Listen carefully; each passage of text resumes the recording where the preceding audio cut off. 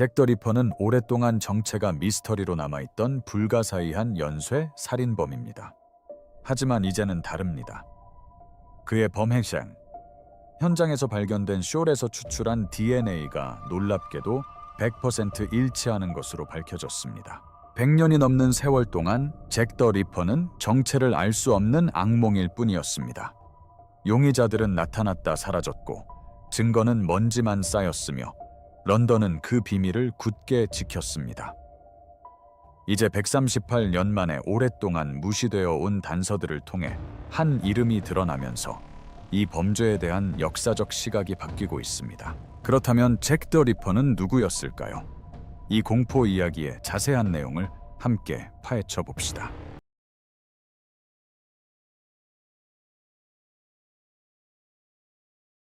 끔찍한 미스터리.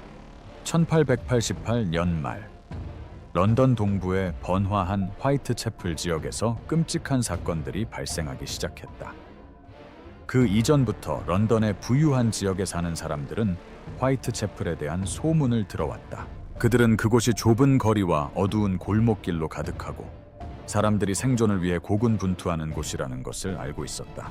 가족들은 비좁은 방에서 살았고 많은 사람들이 한 침대에 두세 명씩 잤으며 일자리를 구하기는 어려웠다. 가난이 도처에 만연했다. 폭력, 절도, 질병이 흔했다. 많은 여성들이 생계를 유지할 다른 방법이 없어 몸을 팔았다. 1888년 8월 30일 이라침, 영국 전역, 나아가 전 세계를 충격에 빠뜨릴 사건이 발생했습니다. 찰스 크로스라는 이름의 한 지역 노동자가 동트기 전 출근길에 벅스 로우라는 거리의 어두운 대문에서 짐꾸러미 하나를 발견했습니다. 처음에는 누군가 버린 천조각이나 잡동사니인 줄 알았다.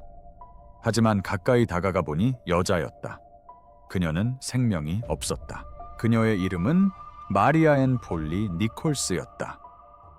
목이 심하게 베었고 온몸에 상처가 나 있었다. 그녀의 시신을 본 화이트채플 마을은 공포에 휩싸였다. 그 살인 사건이 유일한 것은 아니었다. 이후 2달 동안 비슷한 방식으로 사망한 여성들이 여러 명 더 발견되었다. 9월 8일에는 애니 채프먼이 헨버리 거리의 한 마당에서 발견되었다. 그녀는 목에 깊은 베인 상처와 온몸에 상처를 입고 있었다. 9월 30일 밤, 두 여성이 불과 몇 분 간격으로 같은 날 발견되었다. 엘리자베스 스트라이드는 버너 스트리트 인근 마당에서, 캐서린 에도우스는 미터 스퀘어에서 발견되었다. 마침내 11월 9일 메리 제인 켈리가 밀러스 코트 13번지의 작은 방 안에서 발견되었다. 그녀의 시신은 끔찍하게 훼손된 상태였다. 이 5건의 죽음은 모두 어떤 식으로든 연관되어 있었고 이는 런던 전체에 큰 충격을 안겨주었다. 여성들의 목은 모두 베어 있었고 대부분의 경우 살인범은 시신을 훼손하기도 했다. 이러한 행위는 단순한 살인이 아니었다. 그것은 가해자가 단순히 생명을 빼앗는 것 이상의 행위를 할 만큼 인체에 대해 충분히 알고 있었음을 시사하는 일종의 폭력성과 치밀함을 보여주었다. 당시 일부 전문가들은 범인이 고기를 손질하는 경험이나 기본적인 의학 지식을 가지고 있었을지도 모른다고 생각했습니다. 이 살인 사건들이 시간적으로나 공간적으로 가까운 시기에 발생했고 범인이 잡히지 않았기 때문에 경찰과 대중은 이 사건들이 한 사람의 소행이라고 생각하기 시작했습니다. 그러나 당시에는 범인을 특정하는 데 도움이 될 만한 현대적인 과학적 방법이 없었습니다. 당시에는 수사의 지문도 DNA도 사용되지 않았고 단서를 신속하게 연결할 방법도 없었습니다. 경찰은 목격자와 단순한 관찰에 의존해야 했는데 그마저도 어두운 조명 아래 낯선 거리에서 공포에 질린 주민들을 상대해야 하는 경우가 많았습니다. 사람들이 수상하거나 이상한 인물을 목격하더라도 경찰이 후속 조치를 취하고 확실한 연관성을 찾아내는 것은 어려웠습니다. 언론에서 신문들은 이러한 범죄들을 단순히 보도하는 데 그치지 않았습니다. 오히려 선정적으로 다뤘습니다. 기자들은 자극적인 제목과 극적인 범죄 현장 묘사를 기사화했습니다. 그들은 더 많은 독자와 공포심을 원했습니다. 이런 식의 보도는 살인범에게 더욱 강력한 힘을 실어주었습니다. 런던의 많은 사람들은 밤에 거리를 걷는 것을 불안하게 느꼈습니다. 낮에도 어머니들은 아이들을 꼭 껴안고 다녔다. 도시는 평소 같으면 소음과 움직임으로 북적였지만 화이트채플에서는 살인 사건이 발생할 때마다 사람들이 집 밖으로 나가는 것을 두려워하는 긴 시간이 이어졌다. 이 시기에 경찰은 이상한 종류의 편지들을 받기 시작했습니다. 어떤 편지들은 범인이 누구인지 안다고 주장하는 사람들이 보낸 것이었고, 또 어떤 편지들은 한술 더 떠서 범인 본인이 쓴 것이라고 주장했습니다. 특히 한 통의 편지가 유명해졌습니다. 편지에는 잭 더 리퍼라는 서명이 있었습니다. 그것이 진짜였는지 아니면 잔인한 장난이었는지는 알 수 없지만 그 이름은 모두의 관심을 사로잡았습니다. 신문들은 그 기사를 계속해서 보도했다. 순식간에 살인범에게는 이름이 생겼지만 그 이름이 진짜인지는 아무도 확신하지 못했다. 잭 더 리퍼라는 이름은 런던 전역으로 그리고 전 세계로 빠르게 퍼져나갔다. 하지만 그 모든 관심과 수백 건의 경찰 조사, 수천 건의 질문에도 불구하고 아무도 체포되거나 구금되지 않았습니다. 형사들은 밤낮으로 수사에 매달렸습니다. 목격자들에게 용의자들의 몽타주를 보여달라고 요청하기도 했습니다. 그들은 발자국, 혈흔, 대화 내용을 연관시키려 애썼습니다. 알려진 범죄자들과 폭력 전과가 있는 사람들을 신문했습니다. 그러나 누군가를 기소하는 데 사용할 만한 확실한 증거는 나오지 않았습니다. 당시 경찰은 오늘날 우리가 상상하는 것처럼 고도로 훈련된 현대적인 조직이 아니었습니다. 형사관은 창설된 지 50년도 채 되지 않았고 많은 경찰관들이 체계적인 범죄 해결 방법을 배우는 중이었습니다. 신속한 의사소통도 과학적인 도구도 없이 온갖 허위 제보가 쏟아지면서 수사는 혼란에 빠졌다. 지역 주민들은 좌절감과 분노를 느꼈다. 일부는 경찰서로 몰려가 해명을 요구했고 또 다른 일부는 경찰이 도대체 뭘 하고 있는 건지 모르겠다고 수군거렸다. 한편 화이트채플의 일상은 계속되었다. 닫힌 문 안에서 가족들은 일상적인 일들을 해나가려 애썼다. 하지만 가로등 불빛조차 제대로 닿지 않는 좁은 거리에서는 언제라도 끔찍한 참사가 벌어질까 두려워하는 사람들이 많았다. 연쇄살인이 시작만큼이나 갑자기 멈췄을 때 사람들은 어리둥절했습니다. 그러나 수년 후 경찰 기록에는 이 사건들이 화이트채플 살인 사건으로 기록되었고 역사가들은 서로 연관된 5건의 살인 사건을 정전 5대 사건, 즉 잭 더 리퍼 전설을 정의하는 핵심 비극으로 부르게 되었습니다. 하지만 그것으로 끝이 아니었습니다. 잭 더 리퍼의 길고 차가운 미스터리에 숨겨진 용의자가 새로운 국면을 맞이했습니다. 이 천조각은 100여 년 전 잭 더 리퍼 희생자 중 한 명의 시신 근처에서 발견된 피와 전객이 묻은 숄로 알려져 있습니다. 러셀 에드워즈라는 남자는 2007년 경매에서 이 숄을 구입했는데 그 이유는 이 숄의 살인 사건의 비밀이 숨겨져 있을지도 모른다고 믿었기 때문입니다. 바로 이 물건이 훗날 현대 DNA 과학이 마침내 살인범을 밝혀냈다는 대담한 주장의 근거가 되었습니다. 이 숄은 1888년 런던 화이트채플 지역에서 발생한 5명의 여성 살인 사건 중 한 명인 캐서린 에도우스의 시신 근처에서 발견되었다고 합니다. 당시 경찰 기록에는 현장에서 수거된 증거물 목록에 숄이 포함되어 있지 않지만 유족들은 한 경찰관이 숄을 주워 아내에게 선물했다고 전했습니다. 이 이야기가 사실인지 아닌지는 수년간 논란이 되었습니다. 2010년대 초 에드워즈는 분자 생물학자인 자리 루질라이넨 박사에게 연락했습니다. 루질라이넨 박사와 그의 연구팀은 매우 손상되고 미세한 잔해에서 오래된 DNA를 추출할 수 있는 새로운 방법을 사용하여 징물을 분석했습니다. 에드워즈에 따르면 검사 결과 에도우스의 혈흔과 숄에 묻은 전객에서 추출한 DNA가 검출되었습니다. 에드워즈에게 가장 중요한 것은 두 번째, DNA 샘플이 잭 더 리퍼 사건 초기 수사에서 용의자로 지목되었던 아론 코스민스키의 후손과 일치한다는 점이었습니다. 코스민스키는 폴란드 이민자로 잭 더 리퍼 사건 당시 런던 동부에 거주했습니다. 그는 이발사로 일했으며 1888년에 경찰의 주목을 받았습니다. 당시 형사들은 그를 용의자로 지목했지만 증거를 확보하지 못해 기소되지 않았습니다.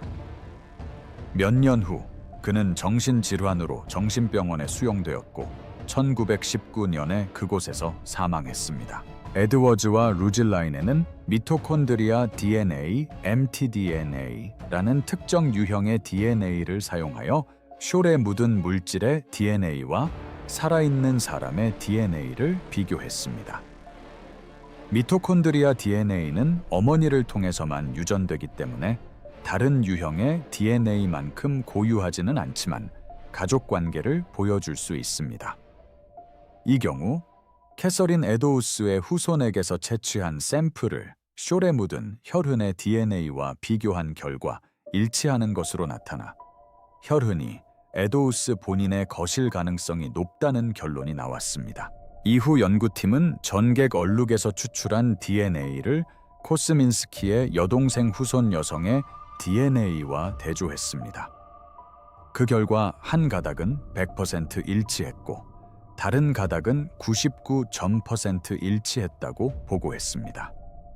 에드워즈와 그의 지지자들은 이 결과를 근거로 에린 코스민스키의 DNA가 에도우스의 혈흔과 같은 천조각에서 발견되었으며 따라서 에도우스가 그녀가 생을 마감할 당시 그녀 곁에 있었다고 주장했습니다. 그들에게 있어 이것은 코스민스키가 살인범이라는 것을 가리키는 결정적인 증거였다.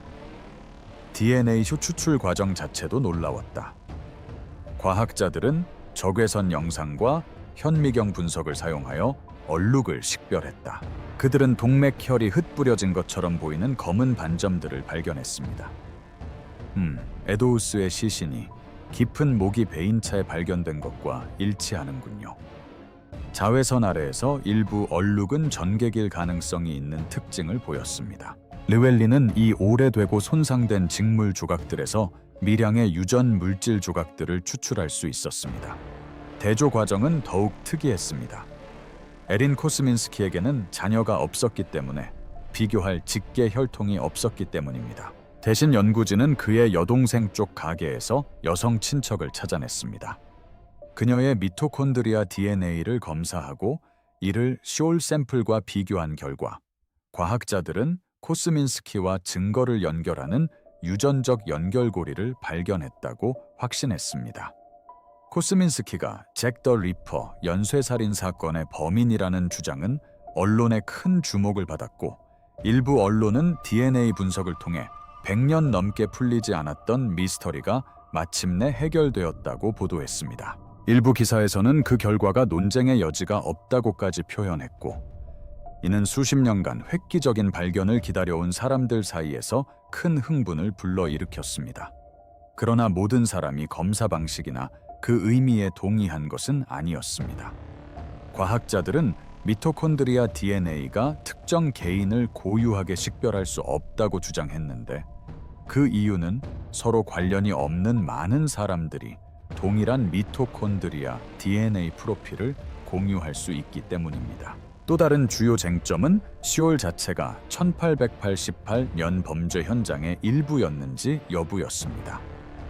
일부 전문가들은 숄이 에도우스의 소유물이 아니었을 가능성도 제기했는데 그녀의 개인 소지품 목록에 숄이 언급되지 않았다는 점을 지적했습니다. 게다가 숄은 과학자들이 분석하기 전까지 수년 또는 수십 년 동안 여러 사람의 손을 거치면서 오염되었을 가능성도 있었습니다. 이로 인해 DNA가 범죄 현장에서 채취된 것인지 아니면 나중에 접촉을 통해 얻은 것인지에 대한 심각한 의문이 제기되었습니다. 이러한 의혹에도 불구하고 언론은 이 발견을 획기적인 사건으로 보도했습니다.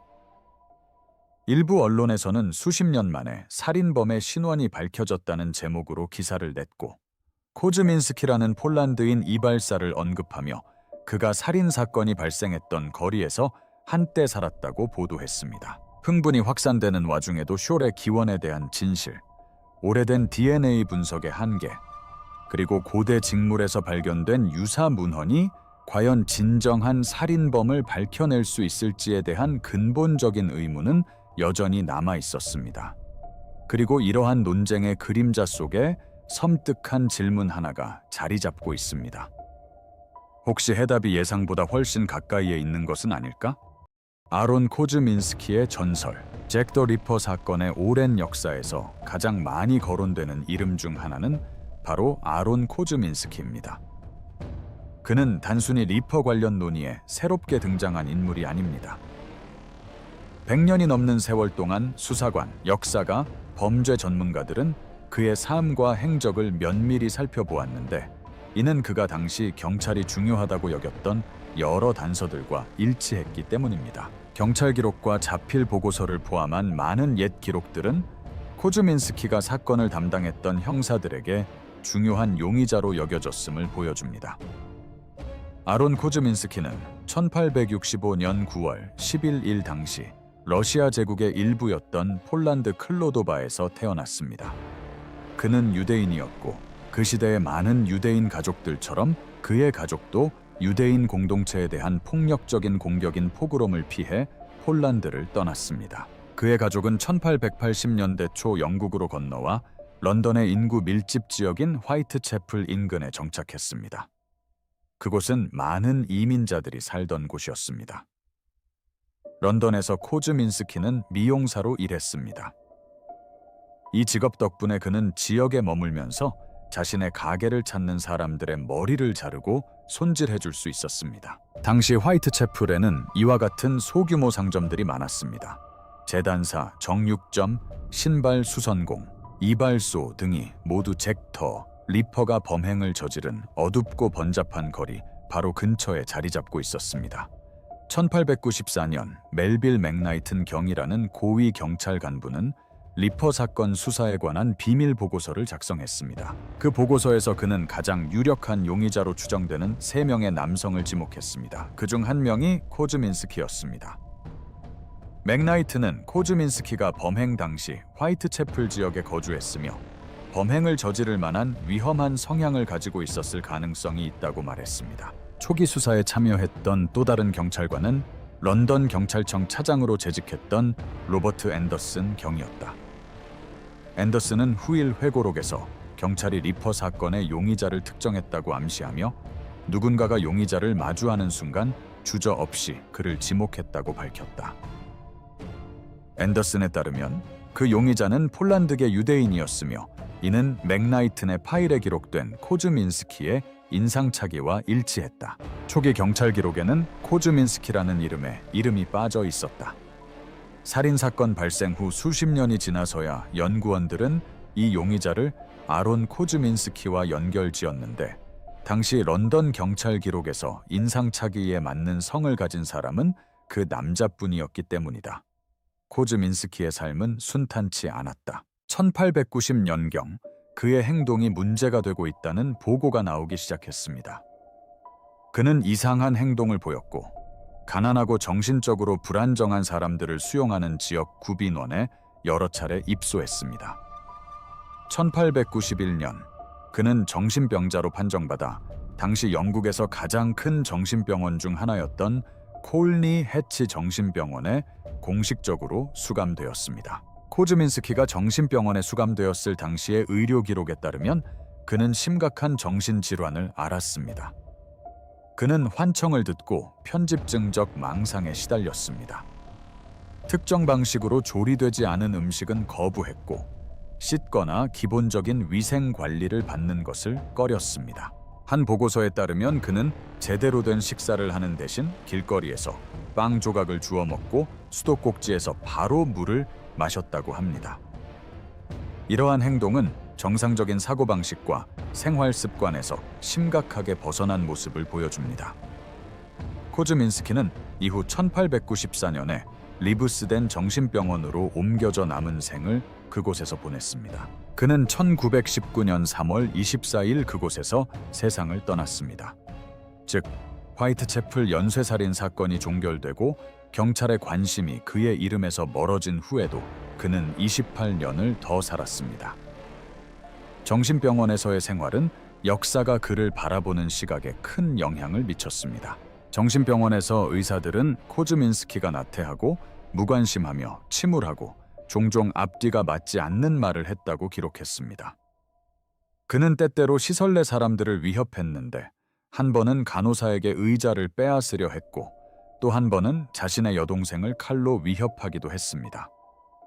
그러나 공식 기록에는 그가 정신병원 내에서 다른 사람들에게 위험한 인물로 분류되지 않았다고 명시되어 있어 그가 잔혹한 잭 더 리퍼 연쇄살인 사건을 저질렀을 것이라는 주장에 의문을 제기하게 합니다. 경찰 기록에서 또 다른 특이한 점은 한 목격자가 여성이 살해되기 직전 거리에서 한 남성이 여성을 공격하는 것을 목격했다는 것입니다. 남아있는 기록에 따르면 목격자는 그 남성이 유대인임을 알아봤고 그 남성 역시 유대인이었기 때문에 나중에 증언을 거부했습니다.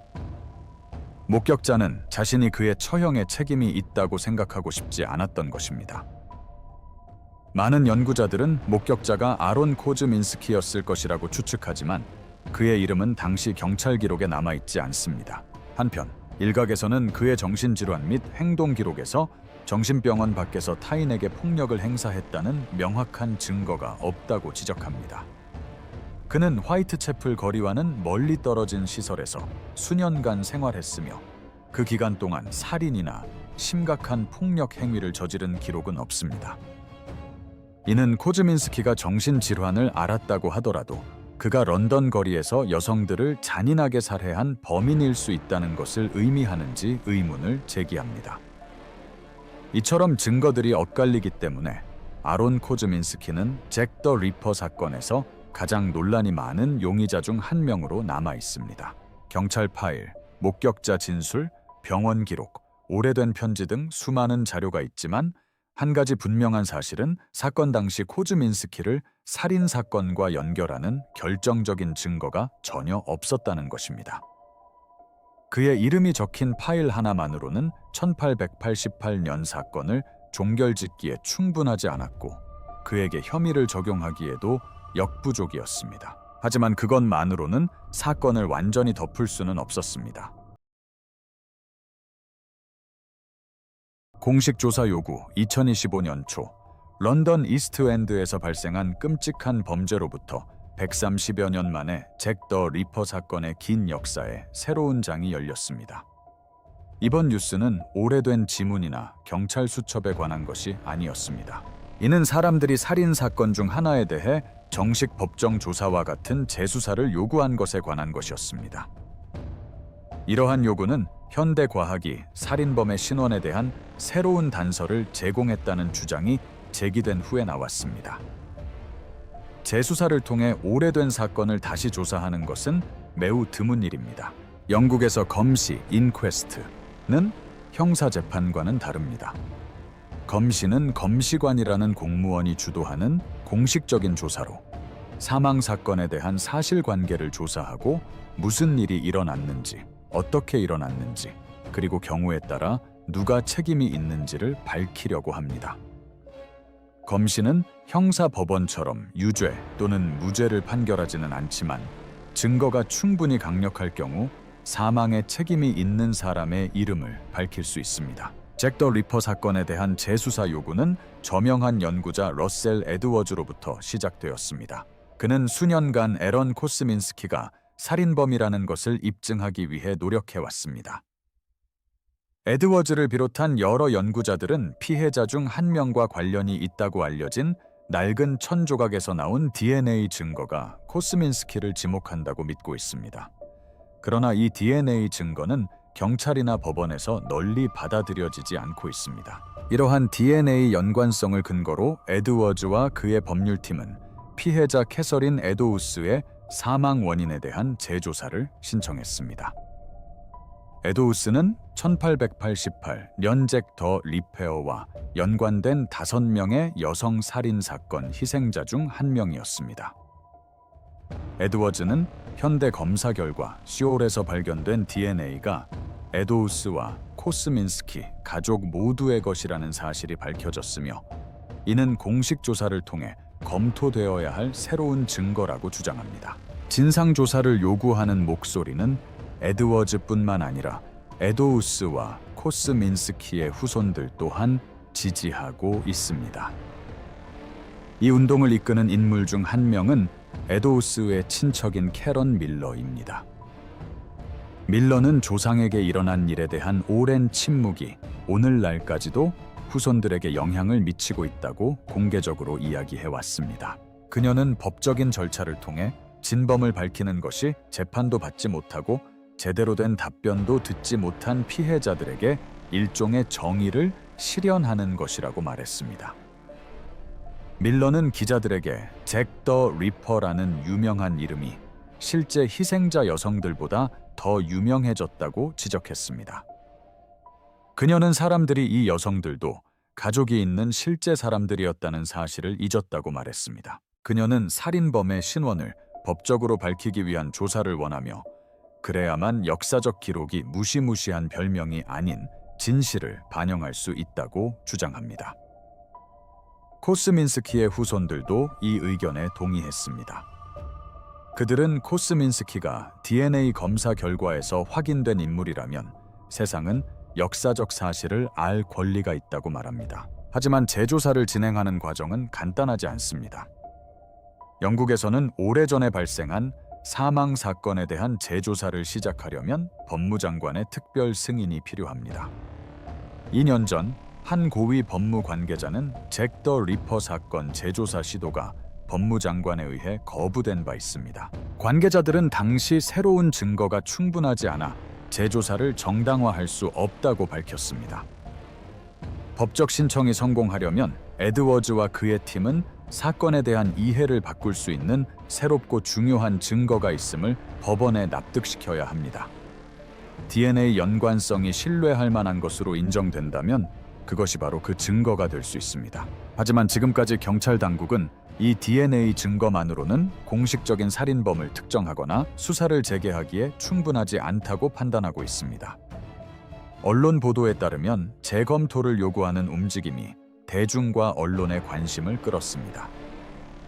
수년간 이 미스터리를 지켜봐온 전 세계 사람들은 2025년 초에 이러한 법적 공세가 확산되는 과정을 예의주시했습니다. 일부 언론은 희생자 5명의 유족 모두가 진상조사를 지지하고 있으며 이는 희생자들에게 이름과 이야기를 되찾아주는 첫걸음이 될 것이라고 보도했습니다. 동시에 이번 재조사 논의는 과거 경찰 파일과 역사적 문서에 대한 대중의 관심을 불러일으켰습니다.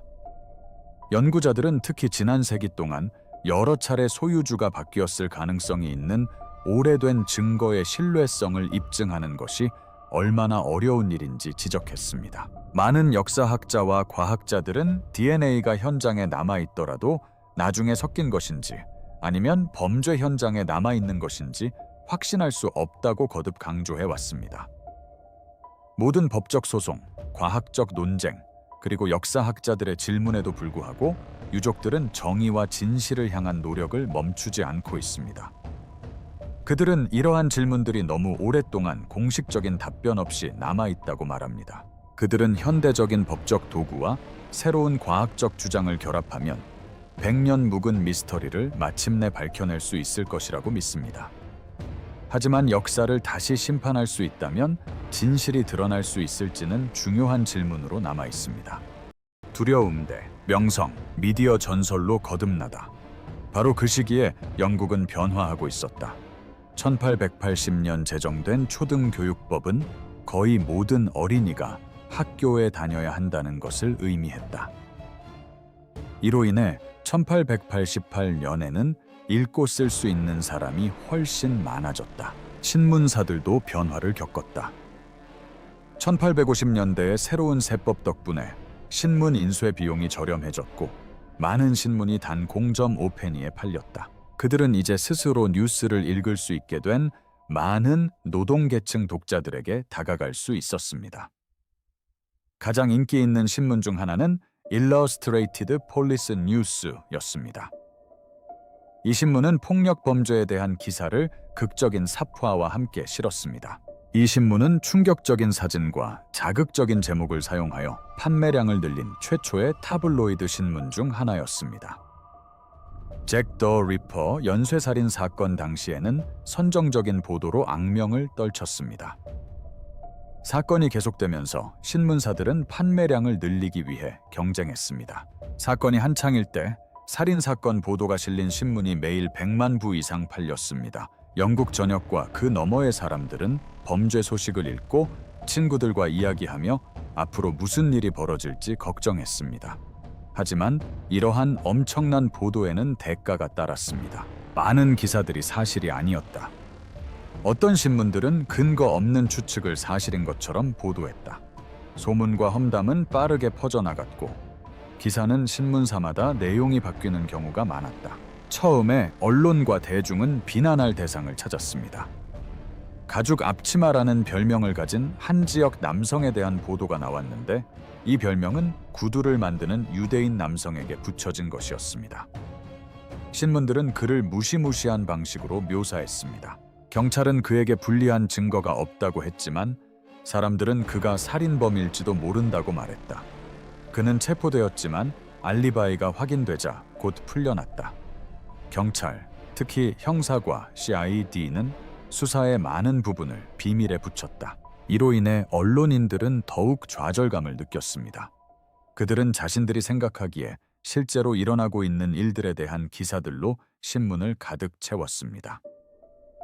일부 보도는 증거도 없이 해당 지역의 유대인과 외국인 거주자들에 대한 공포와 증오심을 부추기기까지 했습니다. 이 혼란스러운 이야기 속에 상사님께 드리는 편지라는 제목의 편지가 등장했습니다. 이 편지는 통신사에 보내졌고 잭 더 리퍼의 서명이 있었습니다.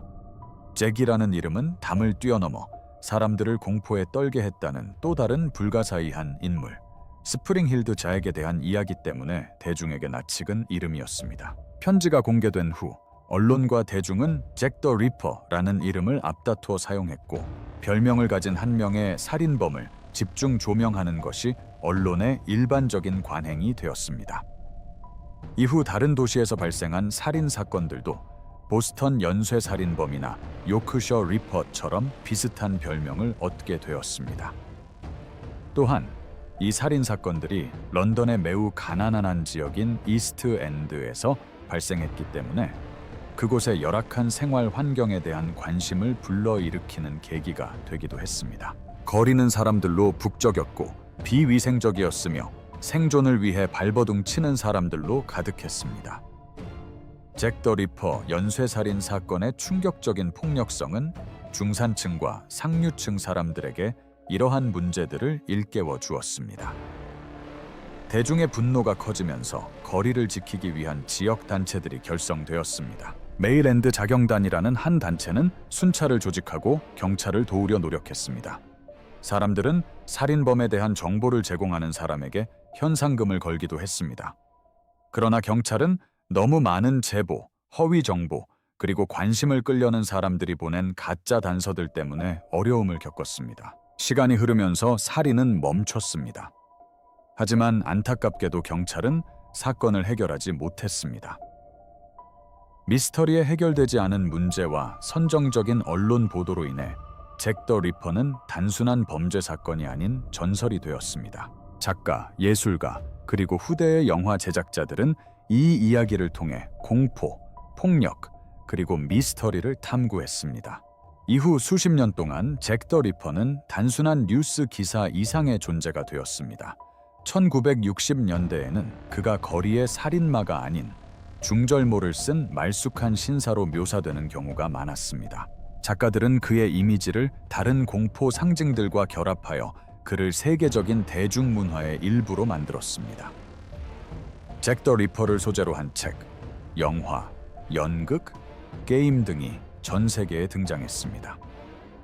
이 사건에 관한 논픽션 서적만 100권이 넘으며 열성적인 팬들은 리퍼학이라는 분야를 통해 이 살인 사건을 연구하기도 합니다. 현대에 와서도 잭 더 리퍼 이야기는 여전히 많은 사람들의 관심을 끌고 있습니다. 2015년에는 런던 동부의 잭 더 리퍼 박물관이 문을 열었는데 이곳에서는 살인 사건이 발생했던 거리와 현장이 재현되었습니다. 하지만 많은 사람들이 항의했습니다. 그들은 이 영화가 실제 여성들의 죽음을 오락거리로 만들고 이스트엔드 노동자 계층의 삶의 진정한 역사를 무시하는 것 같다고 비판했습니다. 그럼에도 불구하고 이 전설은 여전히 강력한 영향력을 지니고 있으며 수많은 방문객들이 100년도 더 전에 살인 사건이 일어났던 바로 그 거리를 걷고 있습니다. 이 끔찍한 범죄 사건에 대해 어떻게 생각하시나요? 잭 더 리퍼는 진짜 범인을 숨기기 위한 미끼였을까요? 댓글로 여러분의 생각을 알려주세요. 이 영상이 마음에 드셨다면 좋아요와 구독 부탁드립니다. 나가시기 전에 화면에 있는 다른 영상들도 시청해주세요.